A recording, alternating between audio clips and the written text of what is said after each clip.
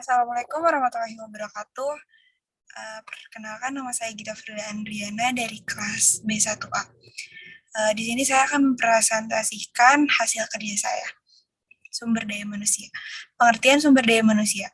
Sumber daya manusia atau juga yang dikenal dengan sebutan human merupakan suatu perencanaan, perorganisasian, pengkoordinasian, pelaksanaan, pengawasan terhadap pengadaan, pengembangan, pemberian balas jasa, pengintegrasian, pemeliharaan, dan pemisahan tenaga kerja dalam rangka mencapai tujuan organisasi.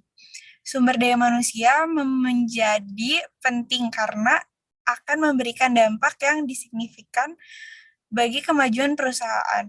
Sumber daya manusia dalam perusahaan dapat melahirkan potensi-potensi keuntungan bisnis yang tidak pernah tergugah sebelumnya. Sebab SDM adalah kunci yang memastikan kemajuan suatu industri. Namun pada hakikatnya, SDM berupa manusia yang dipekerjakan di sebuah organisasi sebagai pelopor, pemikir, serta perencanaan untuk mencapai tujuan organisasi. Sedangkan secara garis besar, sumber daya manusia merupakan individu yang bekerja sebagai aktivis suatu organisasi, baik itu industri maupun industri, dan berperan sebagai aset yang harus dilatih dan dikembangkan kemampuannya. Berikut fungsi sumber daya manusia. Memiliki sebuah fungsi diantaranya yaitu planning, organizing, loading, dan controlling. Dalam setiap aktivitas atau fungsi operasional sumber daya manusia, mulai dari proses penarikan, seleksi, pelatihan, dan pengembangan, penempatan yang meliputi promosi, demosi, dan transfer, penilaian kinerja, pemberian kompensasi, hubungan industrial, hingga pemutusan hubungan kerja yang ditunjukkan bagi peningkatan kontribusi produktif dari sumber daya manusia organisasi terhadap pencapaian tujuan organisasi secara lebih efektif dan efisien. Analisis sumber daya manusia Bank Danamon.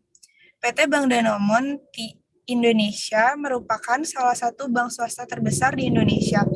Dalam menjalankan aktivitasnya, bank ini selalu berusaha secara optimal untuk dapat memberikan pelayanan yang terbaik dan saling menguntungkan kepada seluruh nasabah, pemegang karyawan, pemerintah, rekanan, dan masyarakat umum. Untuk dapat tercapainya hal tersebut, perusahaan yang memperhatikan peningkatan sumber daya manusianya, di mana pengembangan sumber daya manusia tersebut bertujuan untuk meningkatkan karyawan yang berkualitas di perusahaan tersebut dan mendukung strategi bisnis Bank Danamon. Selain itu, dilakukan juga pembaruan kode etik Bank Danamon. Pembaruan kode etik ini dilatar belakangi pesatnya perubahan yang terjadi di dalam dan di luar perusahaan, seperti pada regulasi strategi bisnis baru dan pengembangan teknologi di era digital.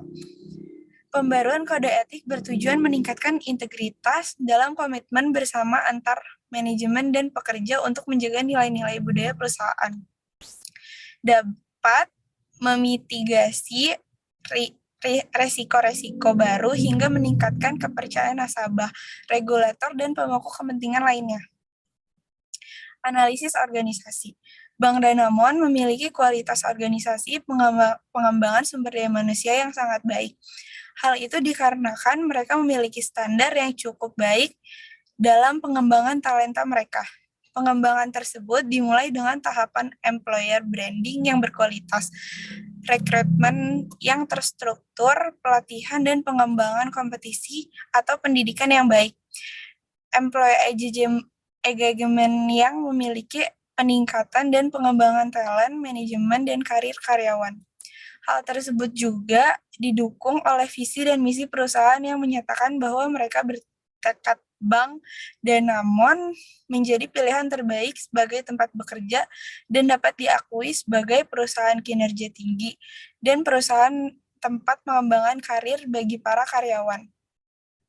Visi ini diterjemahkan dalam visi memberikan pelayanan dan solusi pengelolaan sumber daya manusia yang berfokus pada pengguna dan memanfaatkan teknologi untuk mendukung Bank Danamon sebagai perusahaan dengan kinerja tinggi.